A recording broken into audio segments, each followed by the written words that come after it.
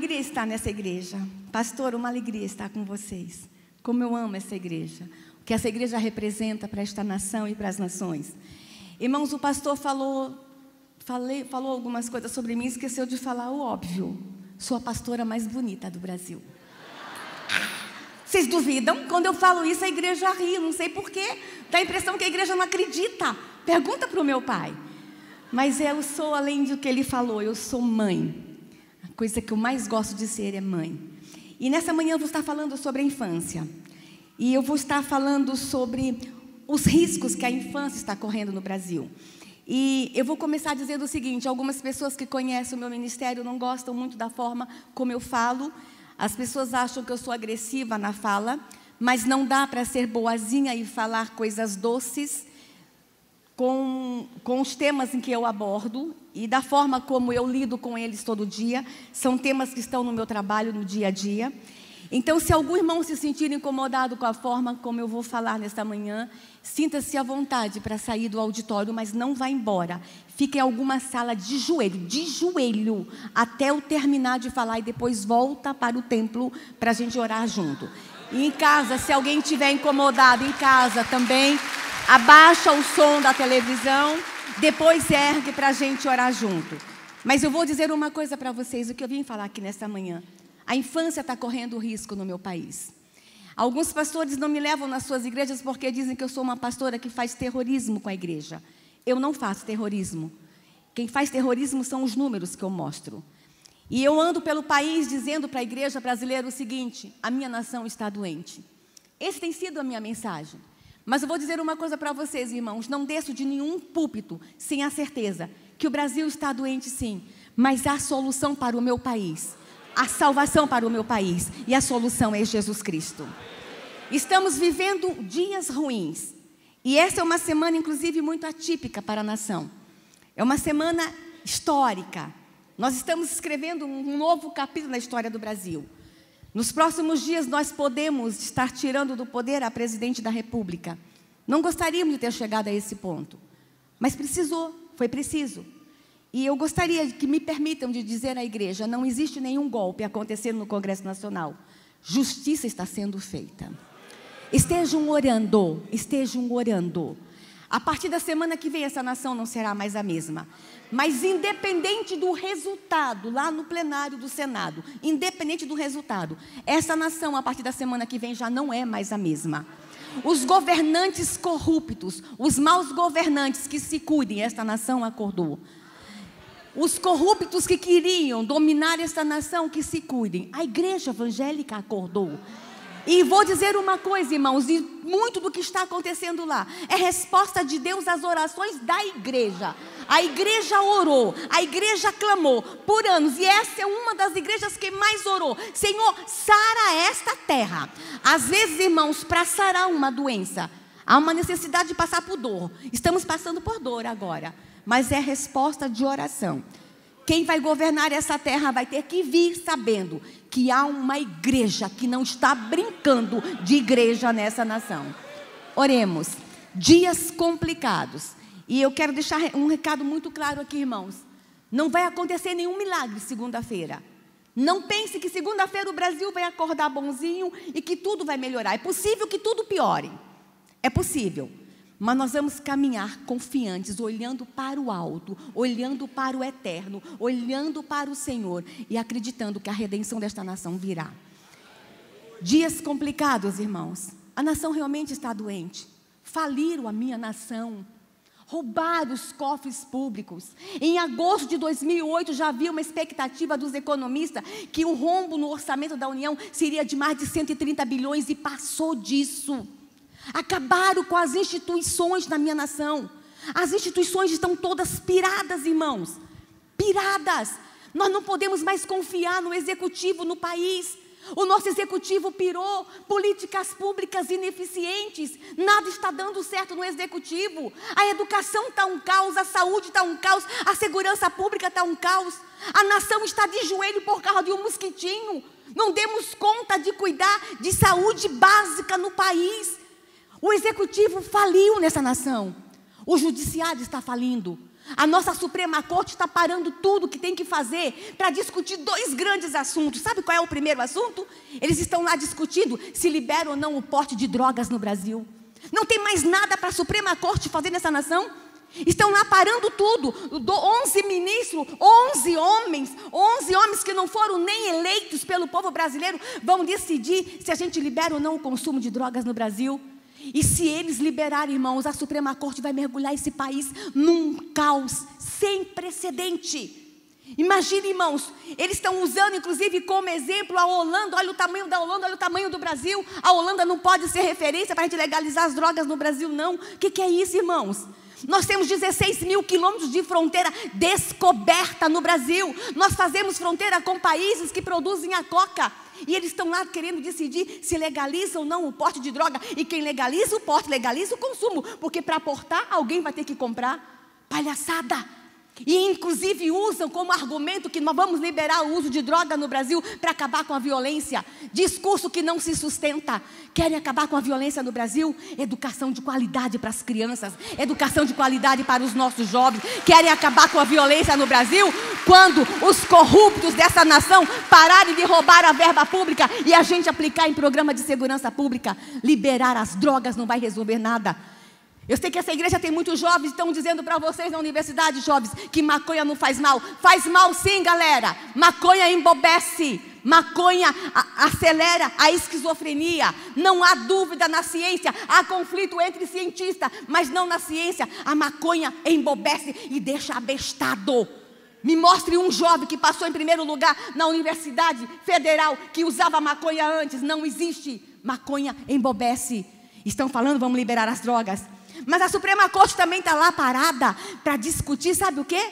Se os travestis e transexuais no Brasil vão ou não usar o banheiro de nossas meninas. Não tem mais nada para a Suprema Corte fazer no país. Processos arquivados, pessoas presas inocentes e o judiciário parando para discutir assuntos não relevantes. Sentenças injustas em 1º e 2º grau. Será que podemos confiar no judiciário? Não sei mais. Podemos confiar no legislativo? O legislativo pirou, gente. Você não sabe quem é o parlamentar da direita, quem é o parlamentar da esquerda. Você não sabe quem tem dinheiro na cueca, quem tem dinheiro na meia, quem tem dinheiro na Suíça. Está todo mundo pirado. Leis das mais terríveis sendo construídas e apresentadas. Temos um grupo de parlamentares lá valente, aguerridos, cristãos, mas ainda um grupo pequeno. O legislativo pirou. As instituições piraram nessa nação. Mas há uma instituição que não pirou. E essa nação só pode contar com essa instituição agora. É a Igreja de Jesus. Chegou a nossa hora. Chegou o nosso momento da gente avançar. É o momento da igreja ocupar a nação. É o momento da igreja dizer para a nação a que viemos. É o momento da igreja apresentar boas ideias de políticas públicas. É o momento da igreja governar. É a nossa hora. E vou dizer uma coisa, irmãos. E se a gente não ocupar esse espaço, Deus vai cobrar da gente. E o que Deus espera de nós nos próximos dias? Qual é o papel da igreja nos próximos dias? Eu queria compartilhar isso com vocês. E gostaria de ler com vocês o texto que está no livro de 2 Reis, no capítulo 11. Quais são os novos desafios para a igreja dos próximos dias?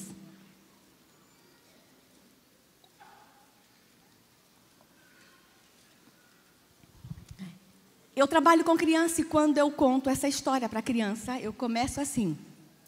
Era uma vez uma rainha malvada e uma princesa corajosa. Vamos ver o que elas faziam? Vendo Atalha, mãe de Acasias, que seu filho era morto, levantou-se e destruiu toda a descendência real. Mas Joseba, filha do rei Jorão, irmã de Acasias, tomou a Joás, filho de Acasias, e o furtou dentre os filhos do rei, aos quais matavam, e pôs a ele e a sua ama numa câmara interior. E assim o esconderam de Atalha, e não foi morto. Joseba o teve escondido na casa do Senhor 6 anos. Neste tempo, Atalha reinava sobre a terra. No 7º ano, mandou Joiada chamar os capitães dos cários e da guarda, e os fez entrar à sua presença na casa do Senhor. Fez com eles aliança e ajuramentou-os na casa do Senhor. E lhes mostrou o filho do rei. Vamos orar? Senhor, esse meu encontro com essa igreja não estava agendado por mim. Esse meu encontro aqui, Senhor, foi um encontro que eu soube apenas ontem. E eu não podia estar nessa igreja hoje. Tu sabes, Senhor, hoje não era o dia de estar aqui. Mas eu, de uma forma criativa, porque Tu és criativo, Deus, Tu me trouxeste a esse lugar. Então eu tenho a consciência e a certeza que este encontro estava agendado lá na eternidade. Lá na eternidade. Então, Senhor, me usa da forma como o Senhor sonhou lá na eternidade. Me usa da forma que o Senhor planejou. Tu és extraordinário, Deus. Oh, Deus extraordinário. Eu te louvo por ter me trazido nesta manhã. Então agora que eu desapareça, que o Senhor fale através de mim, Senhor. Que o Senhor fale por meio de mim. Senhor Jesus Cristo, eu sei que está sentado no auditório exatamente a pessoa que tinha que estar aqui nesta manhã. E está lá do outro lado da televisão, do computador. Exatamente a pessoa que precisava ouvir isso. Então, Senhor, me usa, Senhor. Eu te louvo. Jesus Cristo, eu vou mostrar aqui no altar imagens que não te agradam. Imagens que te deixam triste. Me permita fazer isso, Espírito Santo. É o meu ministério de ensino. Me permita. Em nome de Jesus Cristo. Amém. A rainha malvada, quem era? Atalha. Vocês conhecem essa história? Com quem ela está casada? Está casada com o rei Jorão. E que casamento é este? Um casamento político, porque o povo de Judá acreditava que esse casamento iria unir o reino do norte com o reino do sul. Uma aliança política, um casamento político. O povo de Deus colocou a esperança numa aliança política, num casamento político, para unir os dois reinos. A primeira lição que eu aprendo nessa história: o povo de Deus não pode colocar a sua esperança em aliança política, em programa político, em projeto político, em política pública. A esperança do povo de Deus tem que ser sempre o eterno, o eterno, o eterno. A primeira coisa que o Senhor me ensina. Ela está casada com o rei Jorão, e o rei Jorão morre, e ela continua como a rainha mãe, porque o rei Acasias, filho, sobe ao trono. De repente o rei Acasias morre, e ela tem que deixar o trono, mas ela não quer deixar. E para se permanecer no poder, o que ela manda fazer? Ela manda matar todos os príncipes e princesas que poderiam subir ao trono. Ela manda matar todos os descendentes reais. Vocês conseguem imaginar tamanha loucura? Conseguem imaginar tamanha perversidade? Uma rainha, para se manter no poder, mandar matar os herdeiros, mandar matar os príncipes, mandar matar os nobres, os príncipes e princesas. Quero lembrar vocês que alguns dos príncipes que ela mandou matar eram seus próprios netos. Consegue imaginar tamanha crueldade? Para se manter no poder, ela manda matar os seus próprios netos. Mas quero lembrar vocês que ela não estava matando qualquer descendente real. Ela estava matando os ascendentes de Jesus Cristo. Percebam que o coração malvado de uma única mulher podia ter mudado toda a história da humanidade. Se ela tivesse conseguido matar todos os descendentes do trono, possivelmente não estaríamos aqui hoje. Apenas uma mulher pode mudar toda a história da humanidade. Uma mulher malvada pode mudar toda a história da humanidade. Mas a Bíblia me mostra que o coração generoso e bondoso de uma única mulher também pode mudar toda a história da humanidade. Está lá a rainha malvada, perversa, matando os herdeiros do trono. E há uma princesa, a princesa Joseba, meio-irmã do rei Acasias. E a princesa Joseba está casada com o sumo sacerdote. O sumo sacerdote Joiada. É a única vez na Bíblia que a gente encontra um casamento de uma princesa com um sumo sacerdote. Um casamento no mínimo curioso. Quantas vezes, de certo, essa princesa perguntou: por que será que eu estou casada com o sumo sacerdote? Não tinha príncipe para a princesa casar? Foi casar justamente com o sumo sacerdote. Deus tinha um propósito naquele casamento. Se tem algum irmão aqui perguntando por que será que eu estou casada com essa princesa que fala demais, deixa eu dizer uma coisa, irmãos: Deus tem um propósito no seu casamento.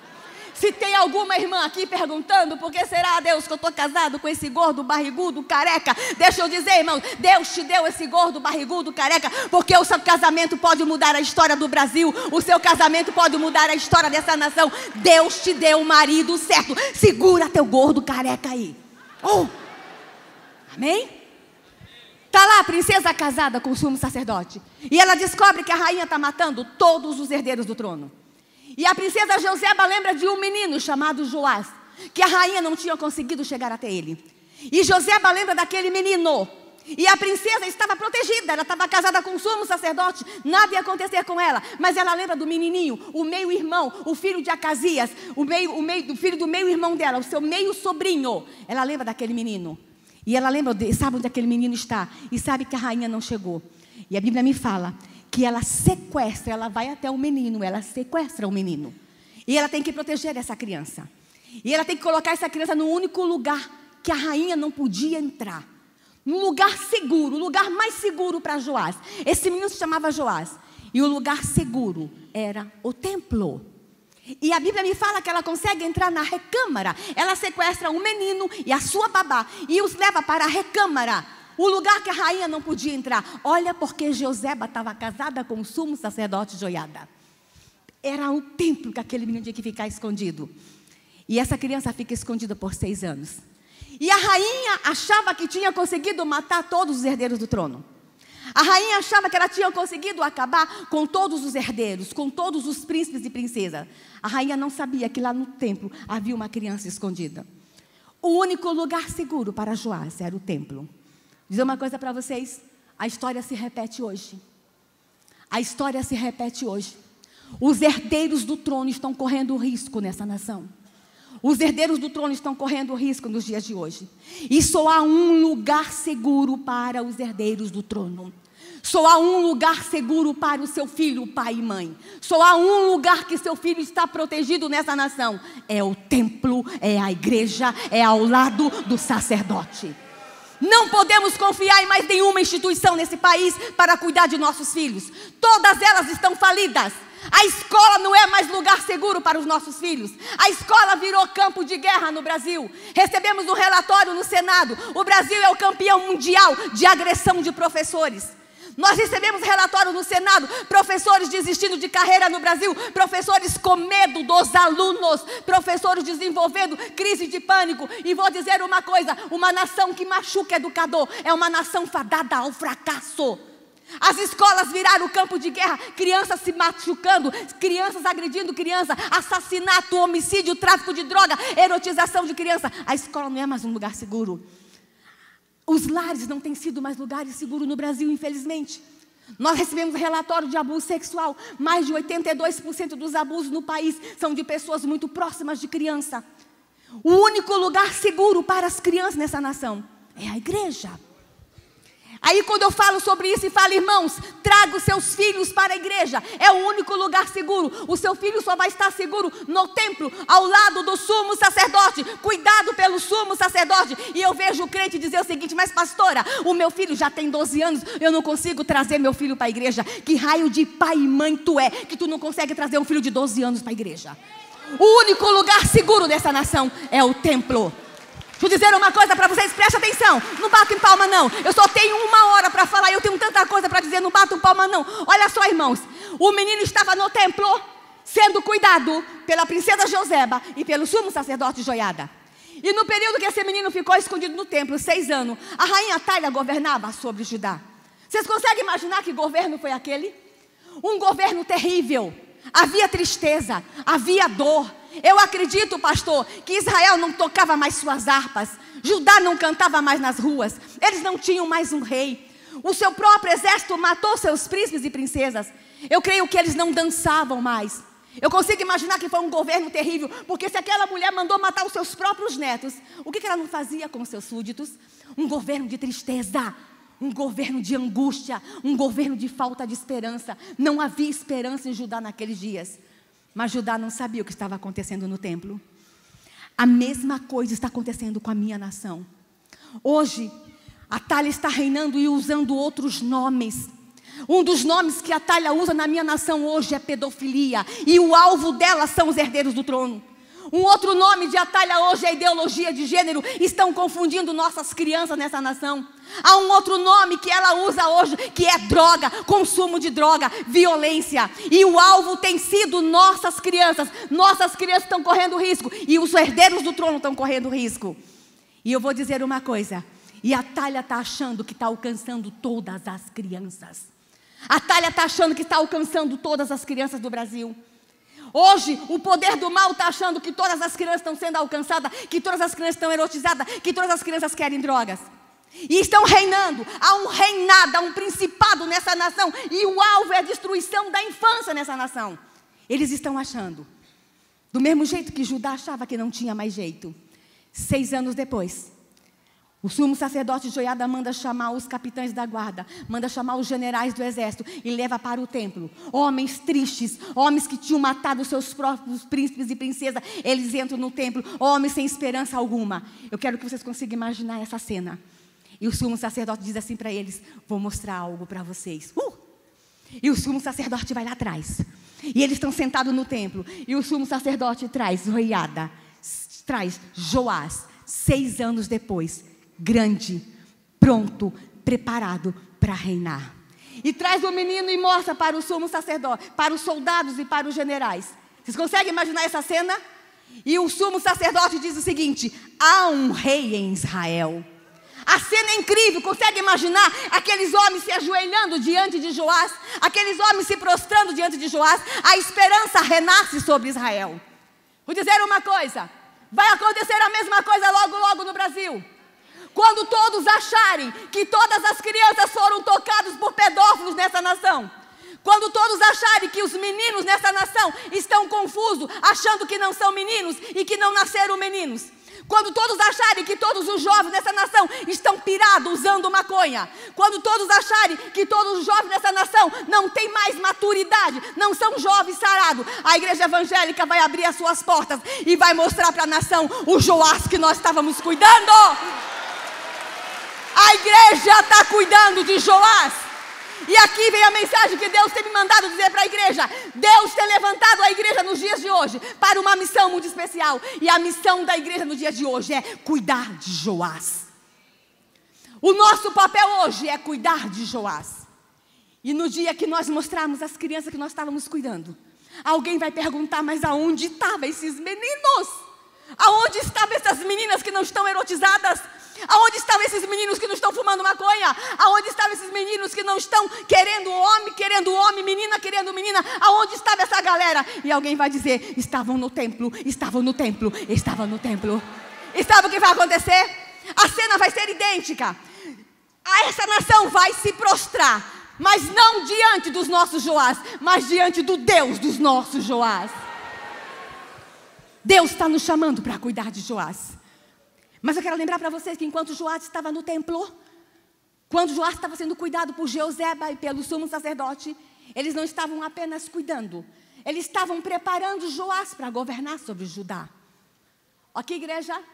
Deus está nos chamando hoje para treinar os meninos e meninas que vão governar sobre esta terra. Acabou a brincadeira na igreja. Acabou o papelzinho para a criança ficar lá atrás enquanto acontece o culto desenhando. Acabou o desenho na igreja. Acabou a brincadeira. Deus está levantando a igreja para treinar os homens e mulheres que vão governar sobre essa terra e que vão fazer dessa nação uma nação com justiça, uma nação com igualdade, uma nação com equidade, uma nação que vai se prostrar diante do Senhor. O nosso papel hoje é cuidar de Joás. Dá trabalho de cuidar de Joás? Dá. Vocês conseguem imaginar o trabalho que o sumo sacerdote teve durante 6 anos com Joás? Quem era Joás? O menino que não tinha mais o pai, o rei Acasias tinha morrido, e a sua avó maluca mandou matar todos os seus primos. O menino que estava longe da mãe, o menino cheio de problemas emocionais, o menino que dava trabalho, igual aqueles menininhos que vocês conhecem, igual aqueles menininhos que a gente quer desistir deles de vez em quando. Aquela menininha prostituída lá na rua que você passa por ela e fala: essa aqui não tem mais jeito, essa aqui já está prostituída. Aquele menininho que está naquela colândia que você passa e fala: esse aqui não tem mais jeito, já está viciado. Vou dizer uma coisa para vocês, igreja: tem jeito sim. Tem jeito para Joás. Tem chance para Joás. Tragam Joás para o templo. O lugar de Joás é no templo. O lugar das crianças é no templo. E essa é uma nação que machuca a criança. Essa é uma nação que estupra a criança. Essa é uma nação que aborta a criança. Essa é uma nação que enterra a criança viva. Essa é uma nação que não respeita a infância. Joás está correndo risco no meu país. Vou mostrar algumas coisas para vocês entenderem por que o Joás está correndo risco. Por favor, pode começar a mostrar meus slides, por favor. A infância está correndo risco no país, sim. Nunca esse país colocou a criança de tamanha forma em risco como agora. Mas para vocês entenderem o que eu quero falar, deixa eu mostrar aqui um número que me assusta, os números que me envergonham com relação ao Brasil. Olha lá, Segundo o mapa publicado pelo IPEA, relatório do IPEA, um relatório publicado recentemente, o Brasil é o campeão mundial de homicídios. Como é que pode, irmãos, uma nação que se autodeclara cristã ser a número 1 no mundo em homicídios? Nós estamos matando mais que países que estão em guerra. Olha ali, em 2014 matamos quase 60 mil pessoas nessa nação. No mesmo período, houve no Japão 939 homicídios. E o Japão está desesperado, porque o Japão quer diminuir, quer zerar a taxa de homicídio. E o Brasil, no mesmo período, teve 60 mil homicídios. Maior que baixa de guerra. Matamos mais que países que estão em guerra. Que loucura é essa? Tem alguma coisa errada com a minha nação? Há uma cultura de morte na minha nação. E nós precisamos nos levantar em amor a essa nação, igreja. Essa nação está sendo perseguida, essa nação tem sido atacada. E vou dizer uma coisa, e as lutas nessa nação não é partidária. A briga nessa nação não é partidária. A briga no Congresso Nacional não é ideológica. Não é PSDB contra PT, não é direita contra esquerda. A luta lá é espiritual, igreja. Há uma luta espiritual na minha nação. Como é que pode um país que se autodeclara cristão ser o campeão mundial de homicídio? Como é que os países não cristãos olham para o Brasil? Como é que eles olham para essa nação? Essa é uma nação que abusa de criança. 1 a cada 3 meninas será abusada sexualmente até 18 anos de idade. Como é que pode uma nação que se autodeclara cristã? Irmãos, recentemente recebemos o mapa da violência contra a criança. Olha aqui o número, pode passar. A Unesco divulgou o mapa da violência contra a criança. Olha lá, o Brasil é o 4º país do mundo que mais mata crianças, jovens e adolescentes. Como é que pode? Estamos na frente do Iraque. É mais seguro você criar o seu filho no Iraque do que no Brasil. Olha só, a gente vive dizendo que nós queremos evangelizar todas as nações. Nós vivemos dizendo que o Brasil vai evangelizar todas as nações. Mas os países não cristãos olham para o Brasil e falam: eu não quero essa nação. Eu não quero o Senhor dessa nação. Uma nação que mata criança. Uma nação que é a campeã mundial de homicídio. Eu não quero essa nação. Eu quero, pastor, transformar esse Brasil. Sabe por quê? Porque um dia, quando as nações olharem para o Brasil e dizer: por que nessa nação ninguém mata criança? Por que nessa nação a taxa de homicídio é tão baixa? Alguém vai dizer: é porque Jesus é Senhor daquela nação. A melhor forma de nós evangelizarmos o mundo é mudar o Brasil. A melhor forma da gente conquistar os países para o mundo é provar para o mundo que o cristianismo deu certo. Olha só, igreja, a melhor forma da gente conquistar os muçulmanos para Jesus é mostrar que o cristianismo deu certo nessa nação. Não é a gente lotar templos e cantar dia e noite. Não é a gente ficar apenas ocupando ruas e dizendo que estamos quebrando maldição. A melhor forma da gente evangelizar o mundo é a gente transformar essa nação. É a gente mostrar para o mundo que Jesus Cristo é o Senhor dessa nação e que Jesus Cristo dá certo. Quais são os papéis da igreja nos próximos anos? É evangelizar? Não. É mudar essa nação. Quais são os papéis da igreja nos próximos anos? É apenas evangelizar? Não. É transformar essa terra. Deus está nos chamando para um momento de transformação. Gente, Deus nos fez uma igreja grande e próspera para quê? Olha só, eu sou filha de pastor pentecostal. Meu pai abria as igrejas no interior do Nordeste. E uma cena que eu me lembro muito era o meu pai. Ele alugava um terreno, colocava uma tenda, a igreja quadrangular começou como tenda no Brasil. E meu pai cercava o terreno e lá no fundo do quintal da tenda, meu pai batia toquinhos de madeira para os irmãos chegarem de noite e amarrar o jegue para assistir o culto. Os irmãos iam para o interior de jegue. Eu vi os irmãos chegar de jegue no culto. Qual é o maior problema das igrejas no Brasil hoje? Estacionamento. Deus nos fez uma igreja rica e próspera. Nós éramos um povo pequeno há 50 anos atrás. Hoje somos um exército. Somos uma igreja grande. Nós somos uma multidão. Nós tínhamos templos pequenos, templos acanhados. Hoje nossos templos são enormes. Para que Deus nos fez grande, forte e próspero? Para a gente ficar curtindo o luxo dentro da igreja? Não, Deus nos fez grande, Deus nos fez forte. Porque este era o momento da igreja ir para a rua. É o momento da igreja ocupar essa nação. É o momento da igreja reformar essa terra. Irmãos, há uma expectativa muito grande na igreja. Só há esperança nessa nação, na igreja, e acreditem nisso. Está na hora da gente assumir o nosso papel como nação. Na hora da gente assumir o nosso papel como cristão nessa nação. E as crianças são o maior alvo. Eu vou continuar falando sobre isso, pode passar. Olha ali outro dado que eu quero mostrar para vocês. O estado de Alagoas é o estado que mais mata crianças e adolescentes no Brasil. Mas o estado do Piauí é o estado que mais protege crianças e adolescentes. Morre 10 vezes menos criança no Piauí do que em Alagoas. E vou aqui dar um recado para vocês. E o Piauí é o estado que menos tem igreja evangélica. Que coisa! O estado que menos tem igreja evangélica é o estado que mais cuida de criança no Brasil. Será que não vamos ter que rever o nosso papel como igreja nessa nação? Pode passar. O trabalho infantil, irmãos, é uma outra violência contra a criança no Brasil. O meu país não só machuca a criança, não só tira a vida de criança, o meu país ainda admite criança no trabalho infantil. Temos mais de 3 milhões de crianças em trabalho infantil no Brasil. Há outras variedades de violência contra a criança, mas eu quero falar de uma para vocês, que a igreja não gosta muito que eu falo, é uma violência silenciosa, e essa violência se chama aborto. Dizem as feministas, eu não sei como elas contam, que a gente passa de 1 milhão de abortos no Brasil por ano. Não sei como elas contam, mas existe muito aborto sim no Brasil. E estão tentando, irmãos, há muito tempo legalizar o aborto na minha nação. E vou dizer uma coisa para vocês, irmãos, aborto é violência contra a criança. Aborto não é direitos humanos, aborto não é saúde pública, aborto é assassinato. E a gente tem que falar isso de uma forma muito clara. Aborto é uma das armas mais terríveis que a Thalia usa para alcançar os herdeiros do trono. A Thalia usa o aborto para alcançar as crianças no meu país. Milhares de crianças são abortadas por dia na minha nação. Está na hora da gente dizer basta. E vou dizer uma coisa, o Senhor Deus não suporta mais o gemido das crianças nessa terra. Deus tem pressa, igreja. Deus não suporta mais o gemido das crianças que são abortadas, as crianças que estão dilaceradas no útero materno. E eles estão usando argumentos para liberar o aborto no Brasil. Por favor, volte outro slide. Deixa eu mostrar uma coisa para vocês. Desde 1991, tramita projetos de lei lá na Câmara para liberar o aborto. Aquele projeto 1135/91. Tramitou por 20 anos, nós arquivamos ele apenas em dezembro de 2011. E havia uma ementa nesse projeto que ia liberar o aborto no Brasil até o 9º mês de gestação.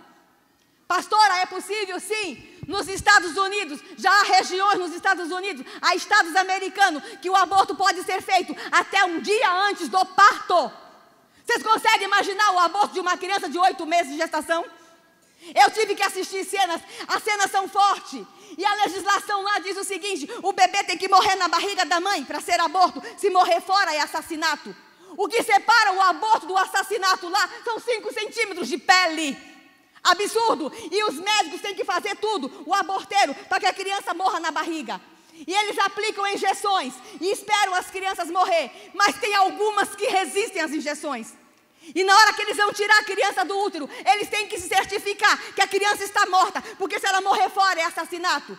E eles tiram a criança do útero, tiram apenas a cabecinha do útero, ou por parto fórceps, ou por indução de parto, ou por cirurgia cesariana. Eles tiram a cabecinha da criança e vão escutar se há abatimento. E se há abatimento, eles cortam essa veia para a criança morrer dentro do útero, porque se morrer fora é assassinato. E queriam fazer isso aqui no Brasil. O PL 1135 estava permitindo no Brasil o aborto até o 9º mês. 20 anos a gente lutou contra aquele projeto. Conseguimos arquivar aquele projeto em dezembro de 2011. Mas vocês pensam que a rainha Thalia dorme? Não. O que ela fez?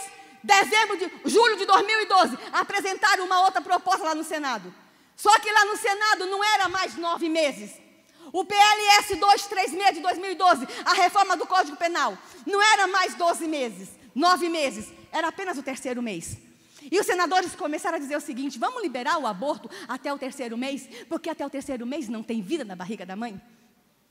Cientistas começaram a dizer no Brasil que até o 3º mês é um amontoado de células. Até o 3º mês é um monte de tecido. Vamos liberar o aborto no Brasil porque não tem vida na barriga da mãe. E para minha tristeza, eu andei por essa nação e ouvi muito crente também falando isso. Vamos liberar o aborto no Brasil até o 3º mês porque não tem vida na barriga da mãe. Dói falar isso. Dói falar que a igreja admite essa coisa, que tem crente ainda que admite isso. Tem crente dando chazinho para a filha, para a menstruação descer. Chazinho para a menstruação descer, igreja, é aborto. Tem crente comprando Citotec para o filho tomar, para dar para a filha da empregada, porque o filho engravidou a filha da empregada no Brasil. Citotec é aborto.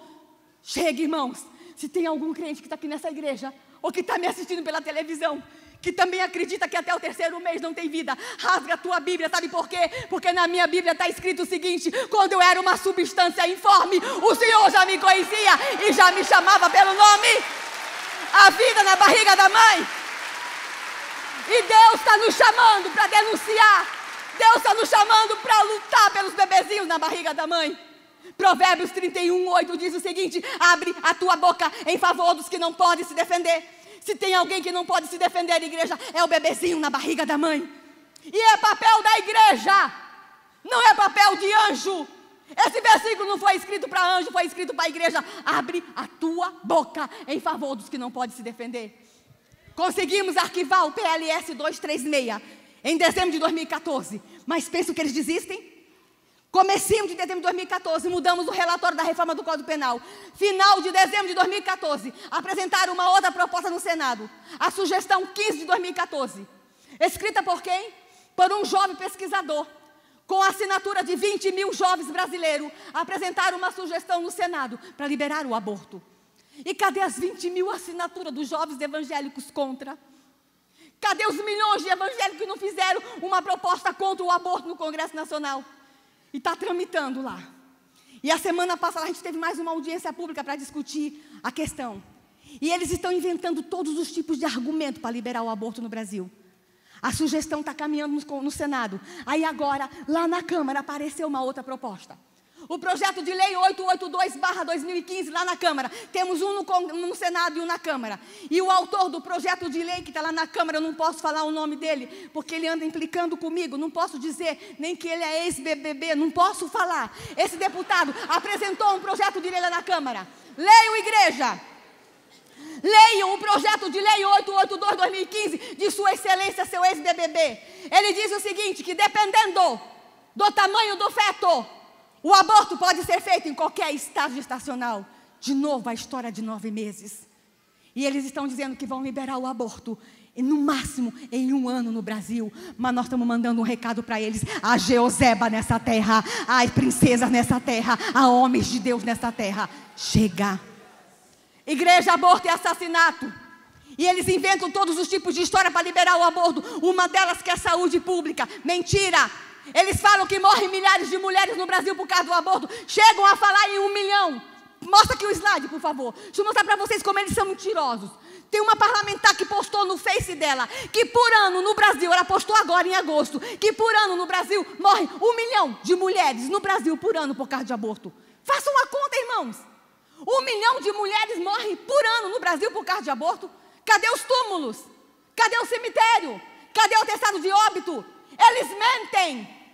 A Thalia deve ter contado uma historinha muito ridícula para o exército de Judá para matar os seus príncipes e princesas. Hoje eles mentem, manipulam dado, manipulam informação, manipulam estatística. O próprio site do DataSUS está dizendo que não morre mais que 100 mulheres no Brasil por ano por curetagem.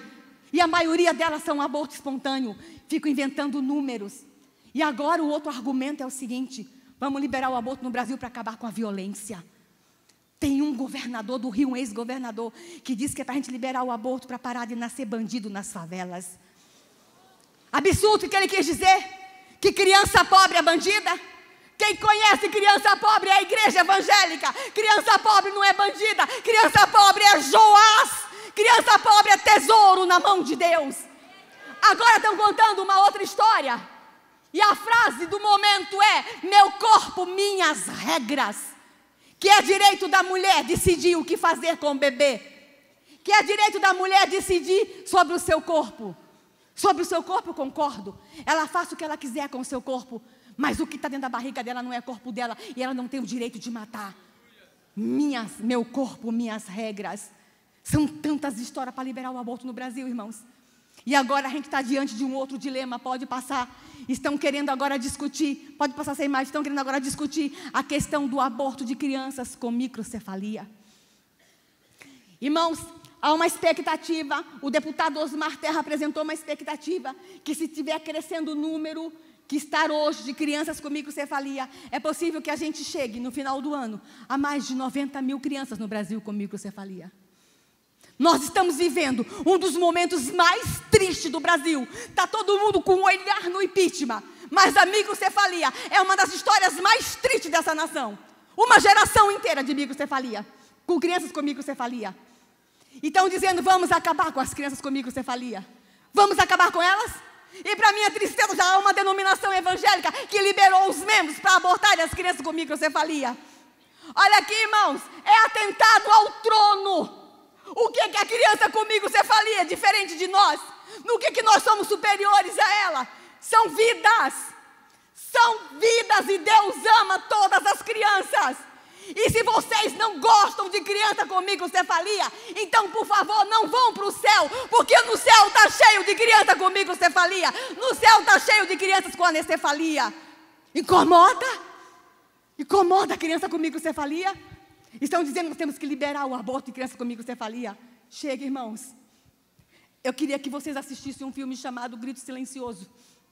É o abortamento de uma criança de 3 meses. É uma cena muito forte, igreja. Conseguiram fazer uma ultrassom de um abortamento por sucção. Assistam esse filme. Quando o aparelho entra no útero da mãe, que vai pegar na perninha dele, o bebê luta com o aparelho. Ele sabe que ele está correndo risco. E quando o aparelho pega na perninha dele, que o aparelho arranca a perninha dele, aborto por sucção. A imagem é forte. Ele abre a boca no útero da mãe e ele grita. Por isso que o filme se chama Grito Silencioso. É o grito que os deputados não escutam. É o grito que os senadores não escutam. É o grito que a igreja não escuta. Mas é o grito que o Todo-Poderoso escuta. E eu vou dizer uma coisa, Deus não suporta mais o gemido das crianças brasileiras abortadas. E eu consigo ver o meu Deus no trono. Diante de uma cena dessa, diante de um grito no útero, eu consigo ver Jeová de pé no trono.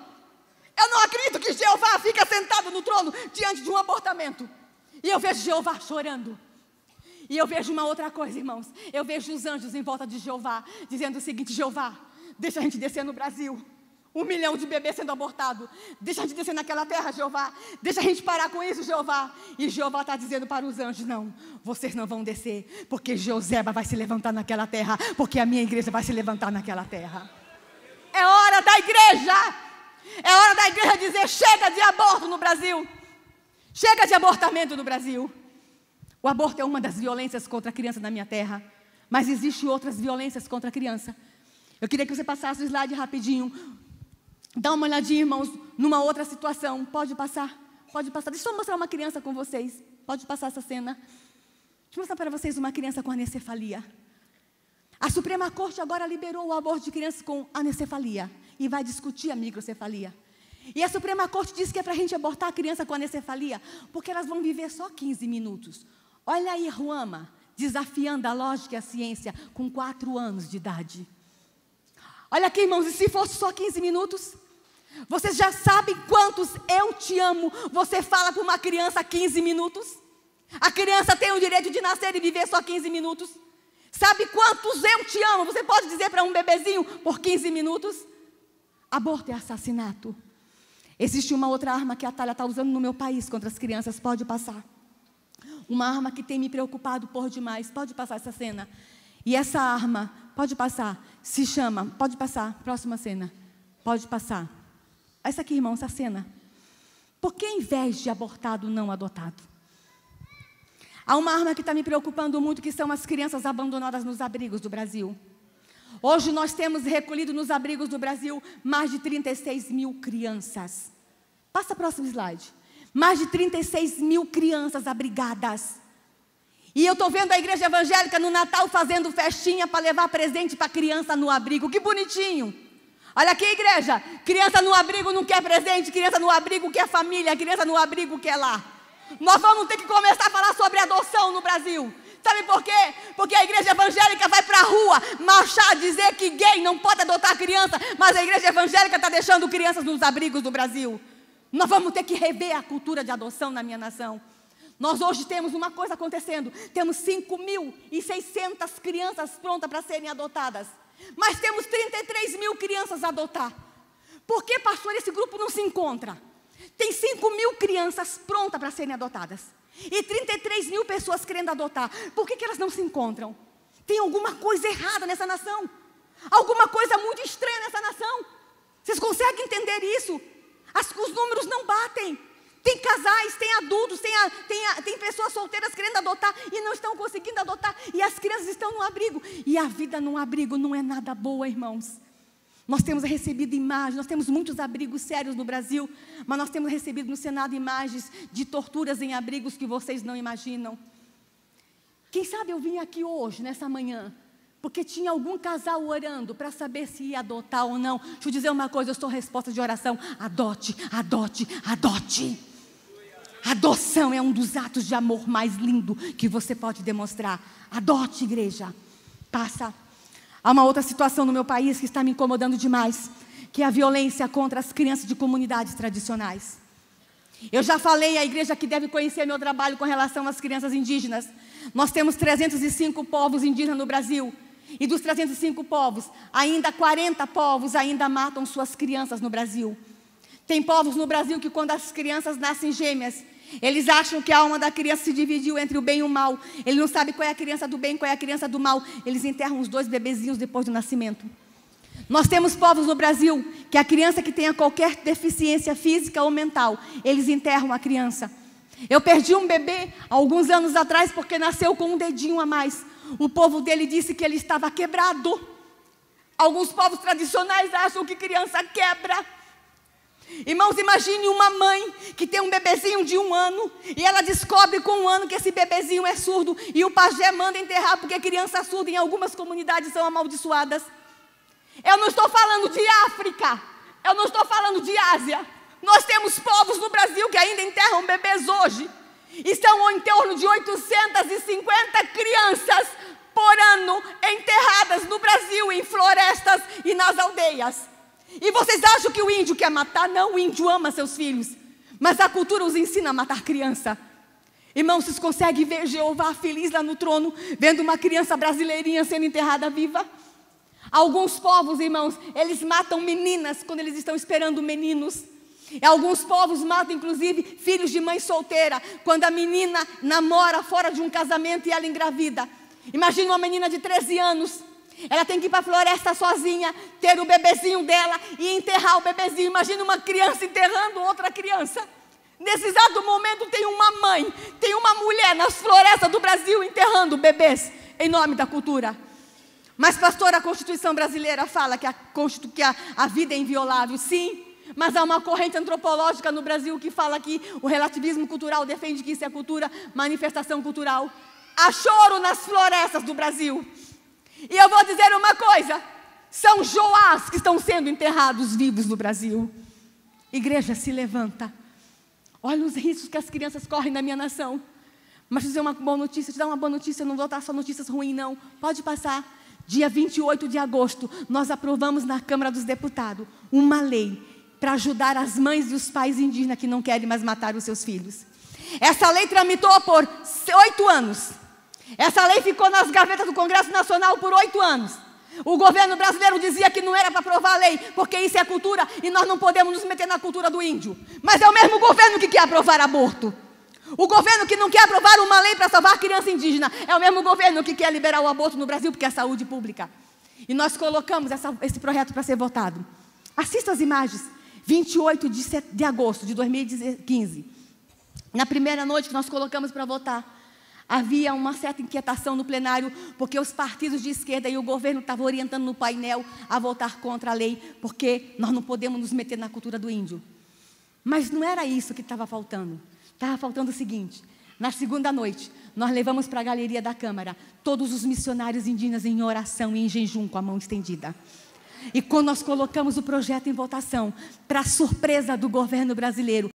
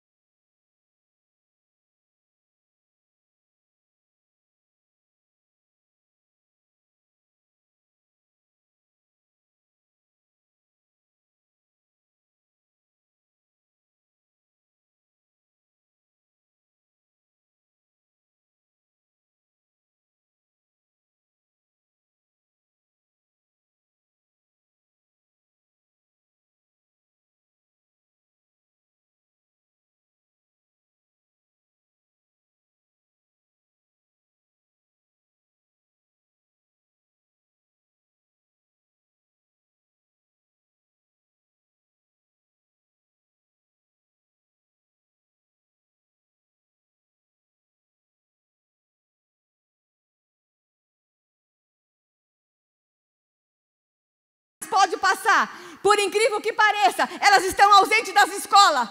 Porque nas escolas do Brasil, quando chega uma criança cigana, já está todo mundo falando na escola que cigano é trapaceiro, que cigano é mentiroso, que cigano é enganador.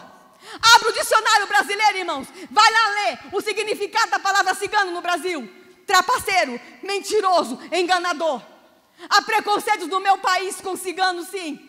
E as crianças ciganas sofrem, são hostilizadas, são estigmatizadas. Elas têm que tirar o anelzinho de cigano, esconder no bolso para entrar na escola. E quando descobrem que elas são ciganas, elas sofrem bullying nas escolas. Elas apanham na rua só por serem ciganas. Que nação é essa, igreja? Que enterra criança indígena viva? Que bate em criança cigana só porque nasceu cigana? Chega! Chega, igreja! Tem alguma coisa errada acontecendo com esse país. E o alvo é a infância. Os ciganos estão desesperados quando vão fazer ocorrência. Os policiais dizem que cigano mente, que a criança não apanhou. Está na hora da gente se levantar em amor às crianças ciganas nesse país. Sabe aquele acampamento que você passa e você nem olha para dentro da tenda? Tem um Joás dentro da tenda com dor de dente. Tem um Joás que apanhou na rua. Tem Joás nos acampamentos ciganos. E vou dizer uma coisa para vocês, igreja. Temos mais de 200 pastores ciganos no Brasil fazendo o culto nos acampamentos. Vamos ter que nos levantar em amor à criança indígena. Vamos ter que nos levantar em amor às crianças ciganas. Essa é uma nação que machuca a criança. Não dá para a gente acreditar nisso. Crianças são abortadas, crianças são enterradas vivas, crianças são machucadas nas ruas. Chega, igreja. Mas há uma outra violência contra a criança no Brasil também que eu quero falar para vocês agora. Pode passar. Estão confundindo a fé de nossas crianças no Brasil. As Bíblias foram expulsas das escolas no Brasil porque eles dizem que o Estado é laico. Tem professores no Brasil sendo processados porque oram o Pai Nosso em sala de aula. Não se pode mais falar de Deus nas escolas porque o Estado é laico. Não se pode mais falar de Jesus porque o Estado é laico. Mas é laico só para nós?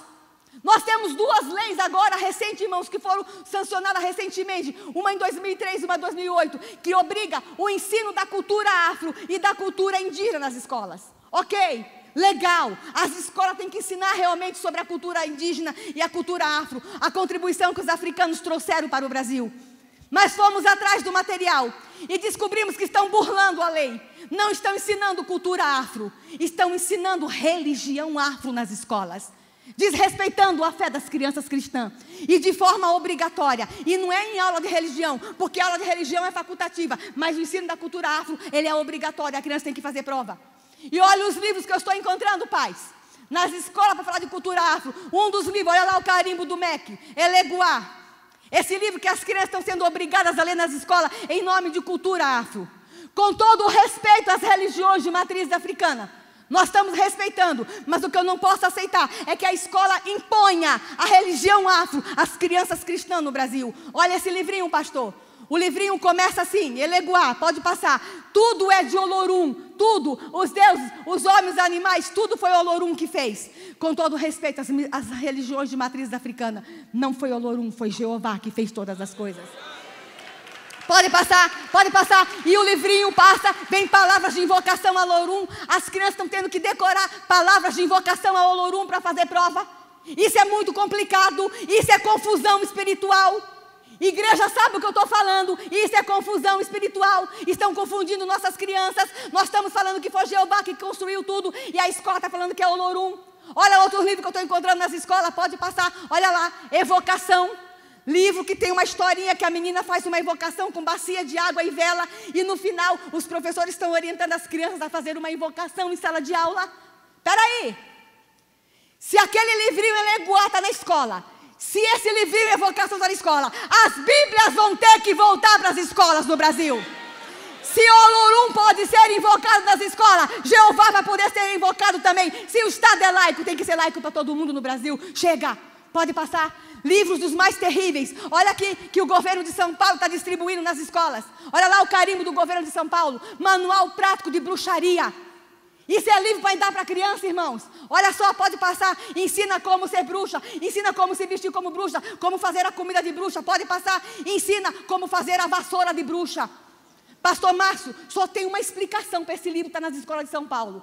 O governador não conseguiu resolver o problema de trânsito, então está ensinando a fazer vassoura de bruxa. Vai que dá certo, vai que dá certo. Brincadeira, irmãos. Nossas crianças estão brincando de bruxaria em sala de aula, pode passar. Olha ali, esse livrinho, que o autor está muito bravo comigo. Olha só, o livro se chama Máquina de Brincar, recomendado nas escolas e escolas particulares. O livrinho tem histórias para contar no claro, história para contar no escuro. Olha aqui uma das histórias do escuro, que a professora fecha a sala de aula, apaga as luzes, põe cortina na janela para ficar escuro para ler para o seu filho. Olha essa poesia aqui, pastor. O diabo que me carregue.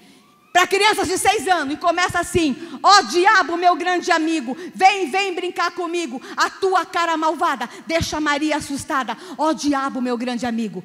Jeová não pode, mas o diabo pode.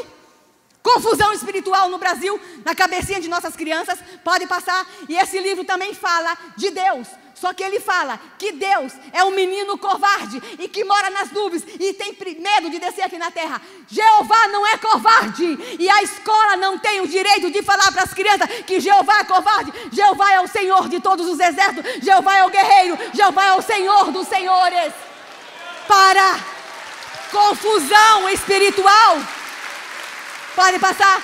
Olha aqui. Quando nós éramos crianças, nós tínhamos o abecedário: A de amor, B de bola, C de casa, T de tatu. O T agora nas escolas não é mais de tatu, é T de tridente do diabo. O que é isso, irmãos? Pode passar. Confusão espiritual, pode passar. Agora o Ministério da Cultura também está patrocinando esse projeto chamado BU, Histórias de Medo e Coragem. E olha o kit que chega nas escolas, pode olhar no site depois com calma. Está chegando um kit que velas vermelhas, sapo com a boca aberta para a criança aprender a amarrar a boca do sapo nas escolas, velas e cálice para fazer sacrifício. O que é isso? Isso aí é confusão espiritual. Olha aqui, irmãos, pais católicos estão ligando no Senado para nós, dizendo que as crianças estão com medo de dormir de noite, porque estão com medo do diabo. Vou falar uma coisa para vocês, isso aqui é um desrespeito ao Estado Democrático de Direito. O que é Estado Democrático de Direito, irmãos? A vontade da maioria tem que ser respeitada. Queiram ou não queiram, os satanistas, essa é uma nação cristã. Segura esse livro aí. Portanto, numa sala de aula, com 10 crianças, as pesquisas mostram que mais de 88% do brasileiro é cristão. Numa sala de aula com 10 crianças, no entanto, 9 crianças são cristãs. E a professora senta no chão com 9 crianças cristãs. E a criança cristã, seja ela católica, seja ela espírita, seja ela evangélica, ela tem medo do diabo. E a professora senta no chão e lê esse livrinho: ó diabo, meu grande amigo, vem brincar comigo. É um desrespeito ao Estado Democrático de Direito. Confusão espiritual nas escolas. Olha aqui, olha o livrinho que o Ministério da Cultura está patrocinando. Livro de poções, feitiços e encantamentos. A Bíblia não pode, mas livro de feitiços e encantamento pode. Tem alguma coisa errada com essa nação? Pode passar. Estou acabando, pode passar. Professores se vestindo de bruxa em sala de aula. Se tem algum professor cristão aqui, se a escola te obrigar você a se vestir de bruxa e de feiticeiro, diga para a escola que tu fez faculdade para ser educadora e não para ser feiticeira. Existe um princípio constitucional chamado objeção de consciência, professores. Invoquem o princípio constitucional. Ninguém é obrigado nessa nação a fazer nada que afete a sua consciência. É princípio constitucional. E se tu tiver problema com a escola, fale com o pastor Washington, fale com o pastor Fernando, fale com o pastor Márcio, que a gente vai lá resolver na sua escola. Chega! Ninguém vai confundir espiritualmente nossas crianças. Irmãos, vou falar agora como pastora do Reteté. Olha aqui para mim. Sou pastora do Reteté. Isso é muito sério. Pastor Márcio, isso é sério. Isso é morte espiritual. Entenderam o recado, igreja? Amém? Vamos continuar que eu estou acabando. Há uma outra arma que a Thalia está usando hoje para alcançar Joás. E essa arma é a confusão na identidade sexual. A tal da ideologia de gênero. Pastor, ideologia de gênero é diversidade sexual? Não. Ideologia de gênero é gay e homossexuais? Não. É diferente. Existe a diversidade sexual e existe a ideologia de gênero. Vocês precisam entender essa diferença. Por anos, nós ficamos falando apenas da diversidade sexual. Mas enquanto se falava de diversidade sexual, os ideólogos de gênero começaram a implantar ideologia no Brasil. O que é ideologia de gênero? É um grupo de pensantes que há uns 30 anos atrás descobriram que a raça humana é tão superior e que nós não podemos mais ser guiados pela nossa condição biológica. Portanto, não existe mais homem e não existe mais mulher. Nós somos um ser superior. Não há diferença mais entre homem e entre mulher. Eles dizem que ninguém nasce homem, que ninguém nasce mulher. Portanto, ninguém nasce gay também. Entendeu, pastor?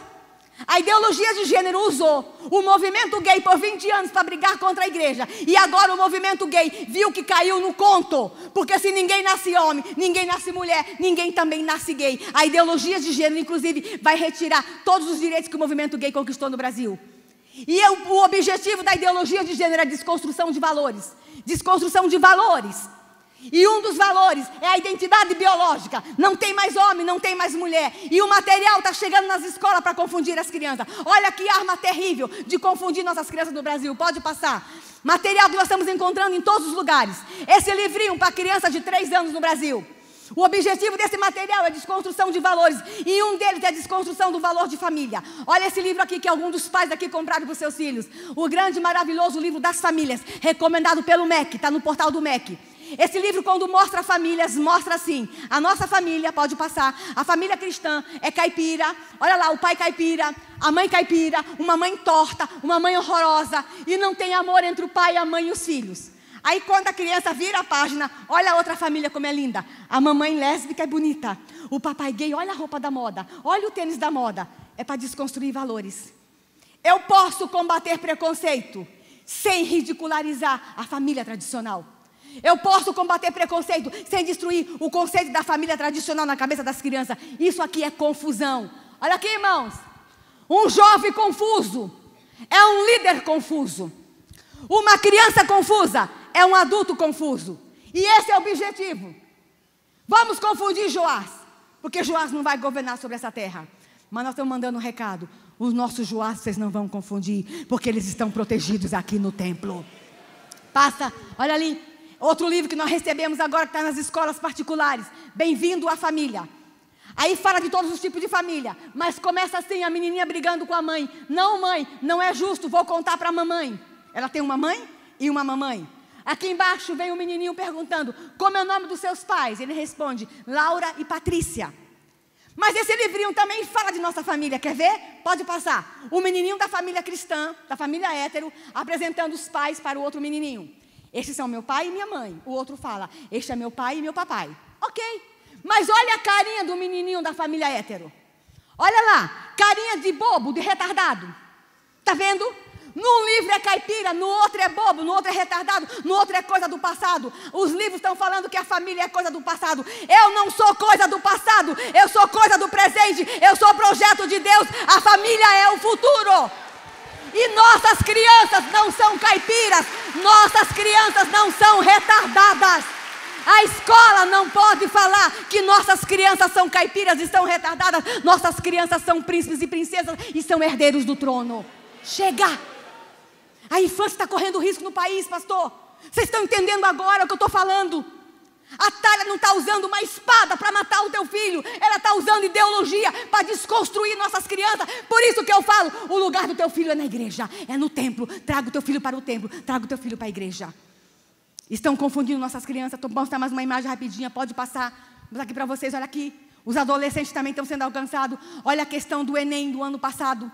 Ninguém nasce mulher. E por que essa questão foi para o Enem?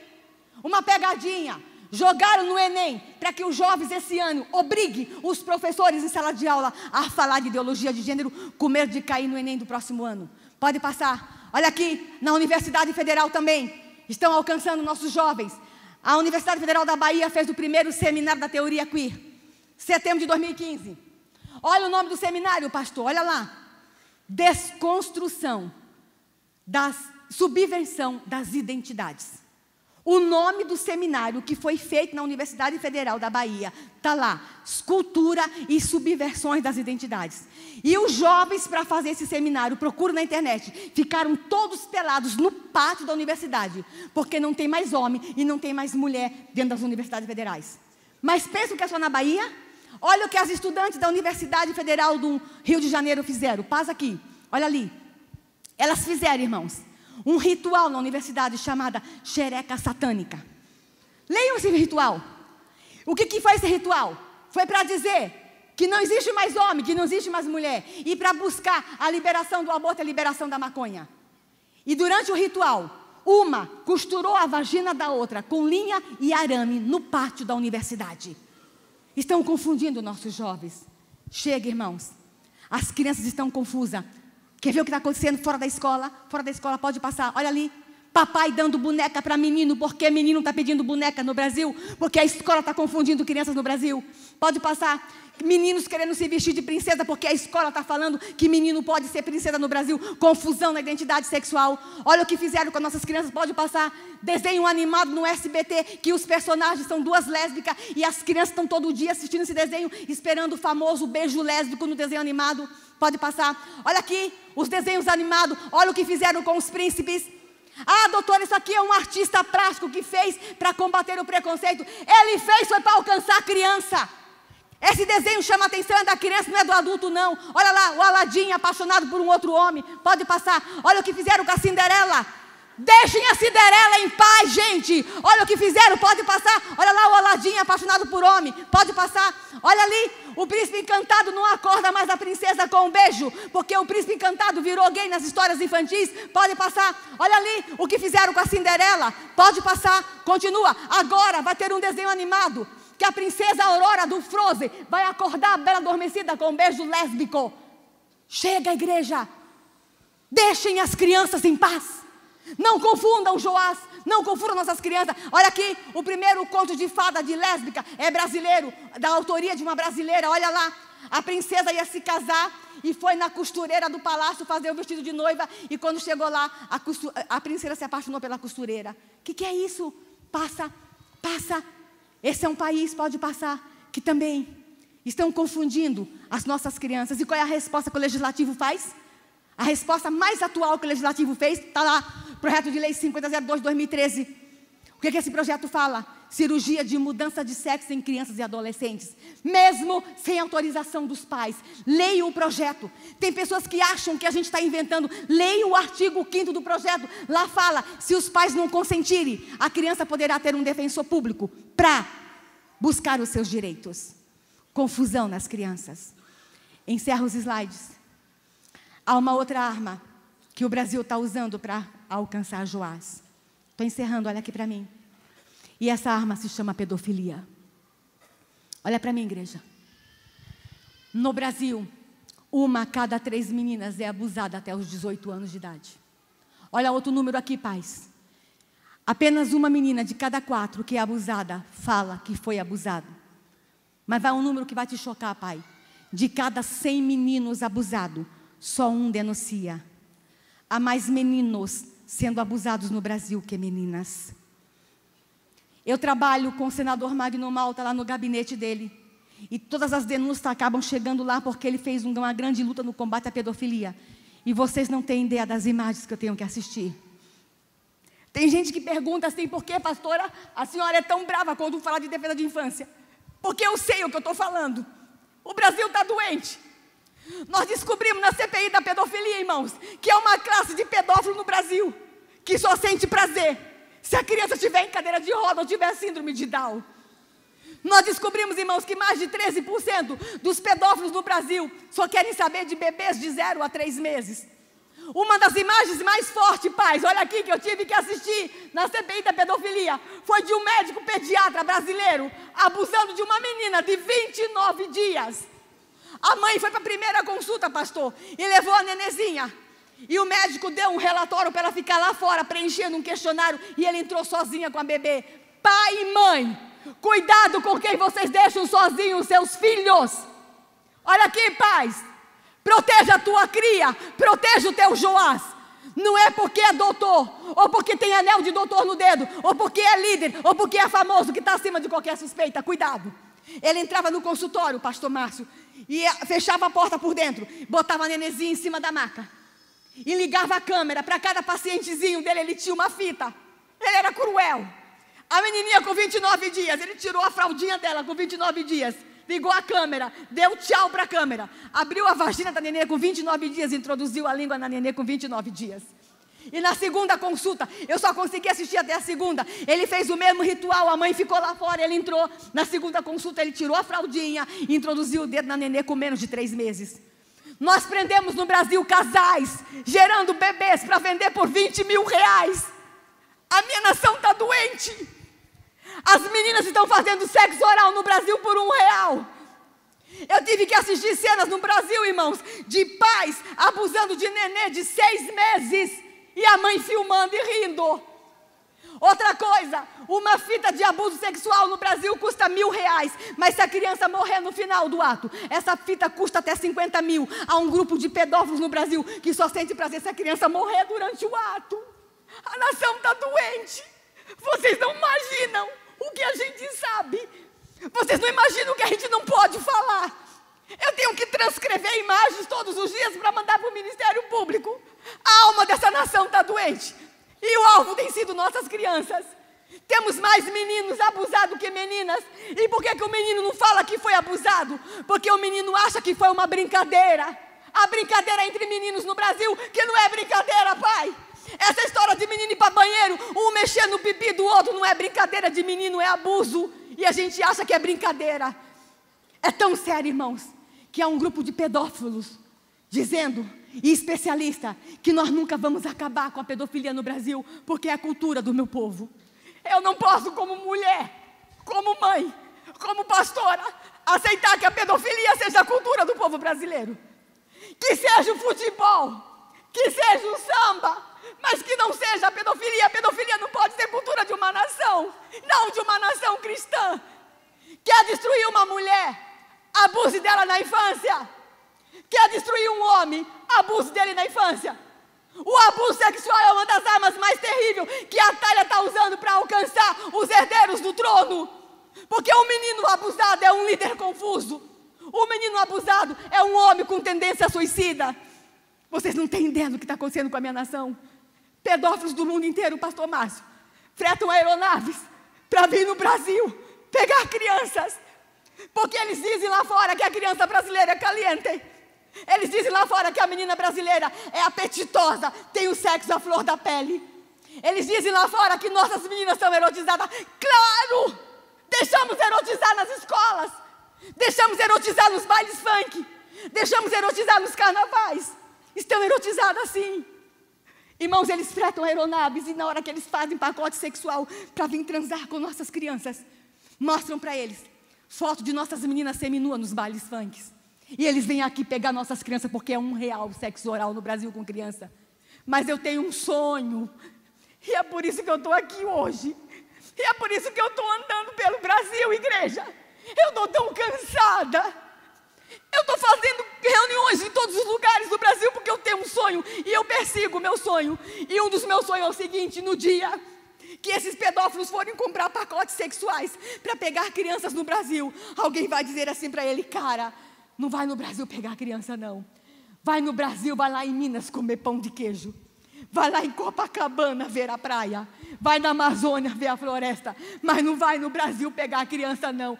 Porque um povo doido se levantou naquela nação. Um povo doido está dizendo que ninguém mais vai tocar em suas crianças. Um povo doido está dizendo que ninguém vai mais abusar e sodomizar crianças no Brasil.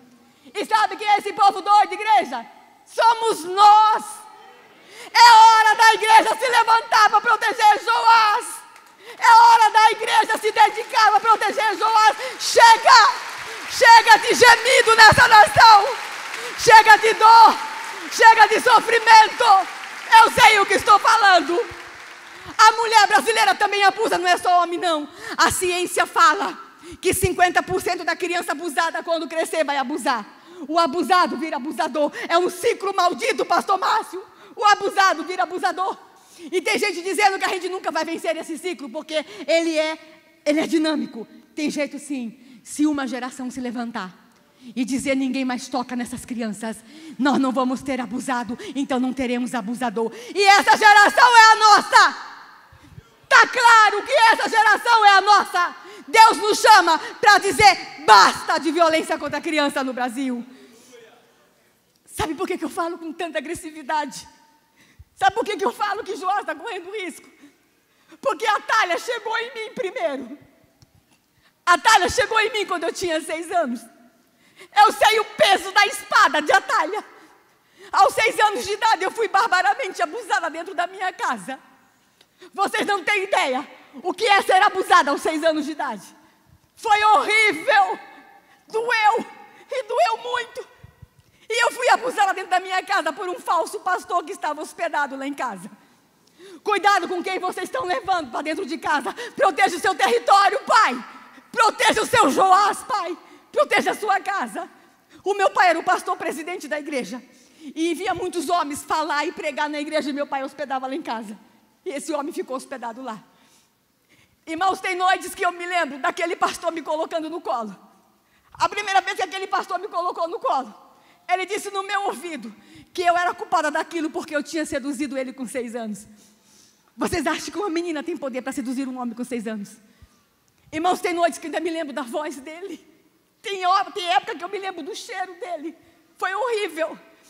E aquele pastor, quando abusou de mim, ele disse para mim que se eu contasse para o meu pai ia matá-lo. E meu pai ia para a cadeia por minha culpa. Eu era culpada de todas as desgraças da minha família. É isso que eles fazem. Fazem as crianças se sentirem culpadas. Fazem as crianças se sentirem refém do medo, da culpa, da dor. Mas eu descobri recentemente que há crianças no Brasil que ficam refém do prazer. Tem criança brasileira que se deixa ser abusada para ganhar um abraço durante o abuso. Porque papai e mamãe não abraçam mais. Chega de sofrimento no meu país. Aos 6 anos de idade foi horrível. Mas eu vou confessar uma coisa para vocês. Eu tenho dito que eu não quero mais falar do meu testemunho, mas Deus tem dito, fale. Aquele pastor, quando machucou meu corpo, ele não machucou apenas o meu corpo. Aquele pastor, quando abusou de mim, ele tirou de mim o que eu tinha de mais precioso, igreja. Eu era uma menina de 6 anos. Eu era crente pentecostal, eu já tinha aceitado Jesus. Eu sentava no primeiro banco da igreja. Eu cantava com a mão para cima. Eu falava em línguas. Eu orava. E eu tinha certeza que eu ia para o céu. Aí agora ele disse que eu era culpada daquilo. Eu achei que eu tinha perdido a salvação. Aquele pastor tirou de mim a coisa mais linda que eu tinha, que era a certeza da salvação. É isso que eles fazem com as crianças brasileiras. Eles enterram o futuro. Eles enterram os sonhos. Eles tiram tudo das crianças. Vocês não têm ideia o que é sentar no colo de um abusador. Vocês não têm ideia o que é ter os seus sonhos enterrados. Eu passei por isso. Ele abusava de mim, eu achava que eu ia para o inferno. Ele não tinha aquele direito, igreja. Ele não tinha o direito de me machucar. Ele não tinha o direito de tirar de mim o que eu tinha de mais lindo. Não tinha. Foi horrível. Abusou de mim. E eu fui para a igreja. E eu sentava no primeiro banco da igreja.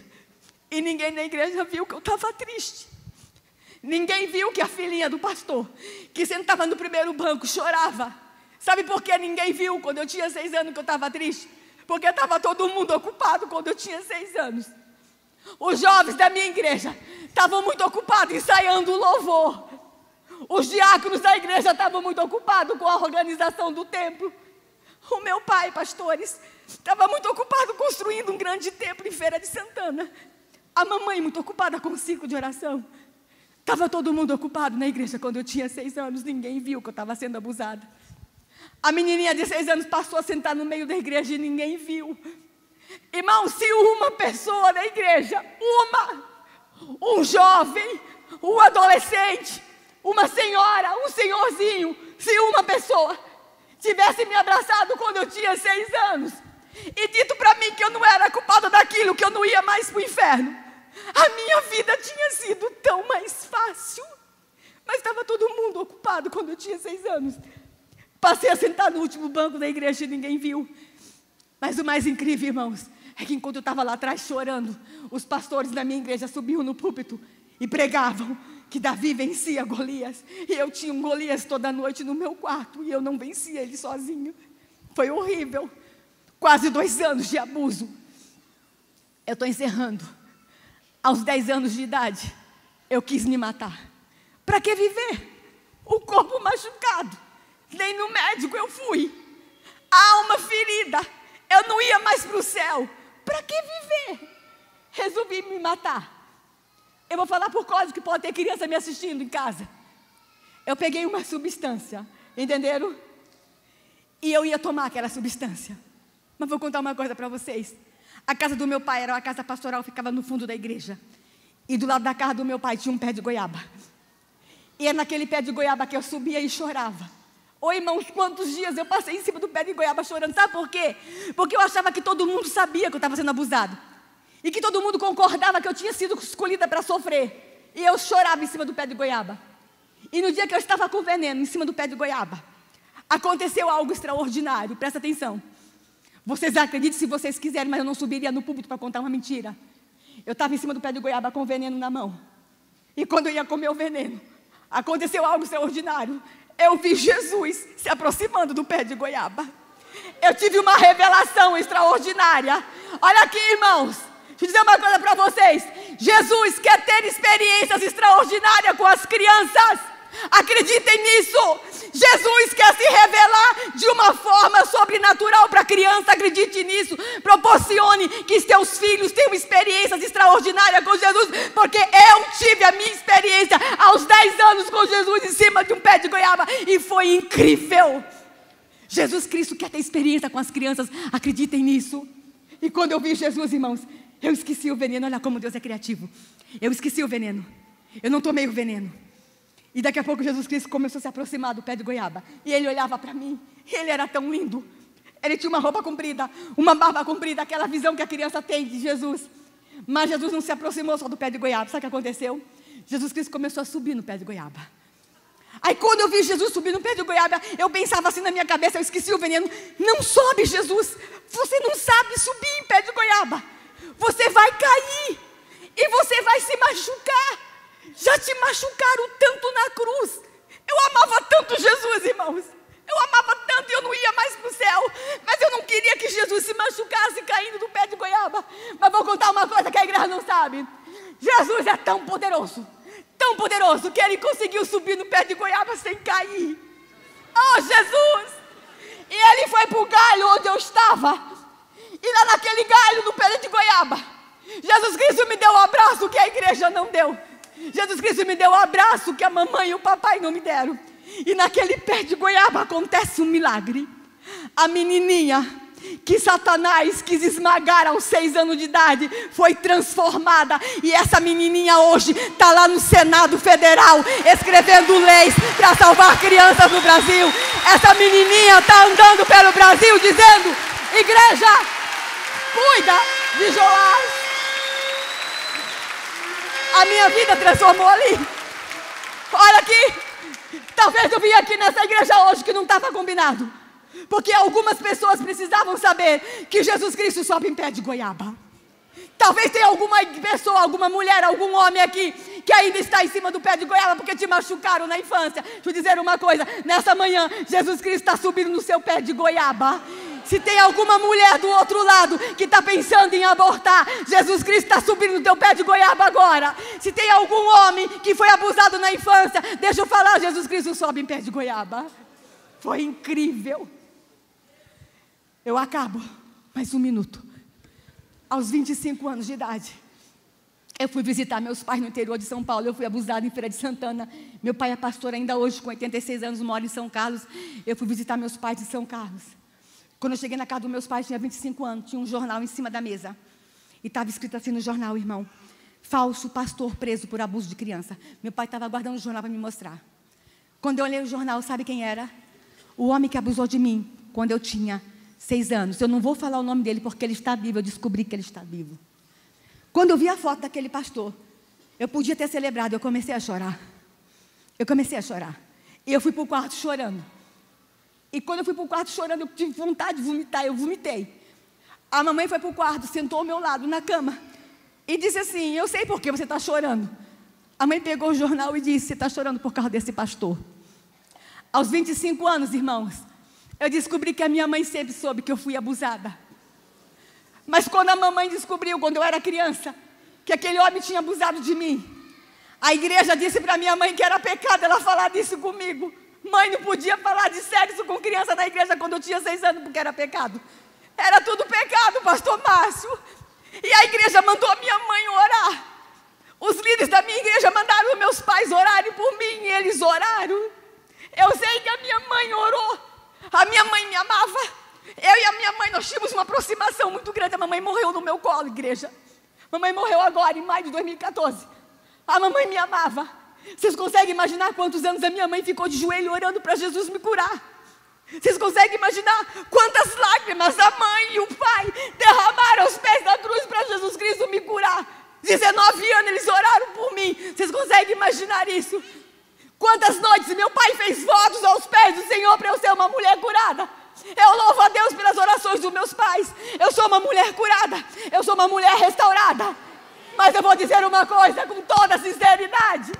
Eu trocaria 19 anos de oração da minha mãe por um abraço dela quando eu tinha 6 anos. A minha vida tinha sido mais fácil se a mamãe tivesse me abraçado aos 6 anos. Eu vou descer do púlpito dizendo para vocês que eu estou andando por esse Brasil. E nós somos um exército, eu, pastor Fernando, pastor Osso, nós temos uma equipe grande, eu estou andando pelo Brasil. E 45 anos depois, eu ando pelo Brasil, sabe o que eu estou encontrando a igreja fazendo? A mesma coisa que a minha mãe. A igreja está orando. E a igreja está orando. E a igreja está orando. E tem algumas que estão apenas orando. Não é o caso dessa igreja que tem um ministério lindo com criança. Mas tem muita igreja no Brasil que está só orando. Olha aqui, igreja. As crianças abusadas desse país querem as orações de vocês. As crianças que estão sendo enterradas vivas querem as orações de vocês. As crianças que estão confusas na identidade sexual querem as orações de vocês. Mas elas querem muito mais. Elas querem que vocês se levantem e protejam elas. Elas querem que vocês se levantem e façam o que Joseba fez. Coloque sua vida em risco por uma criança. Vale a pena. Se for apenas uma, vale a pena. Aquela menina que está na rua se prostituindo pode ser Joás. Aquele menininho que está na boca do crack pode ser Joás. Se levante, igreja, e cuide de Joás. Se levante, igreja, e proteja Joás. Que o Senhor Deus possa falar com vocês. Eu vou descer do púlpito agora de verdade e vou dizer uma coisa para vocês. Jesus Cristo ama desesperadamente as crianças brasileiras, que Ele sobe até em pé de goiaba por elas. Ele faz loucuras por elas. E vou dizer para vocês o final. Jesus Cristo nessa manhã está subindo em pé de goiaba.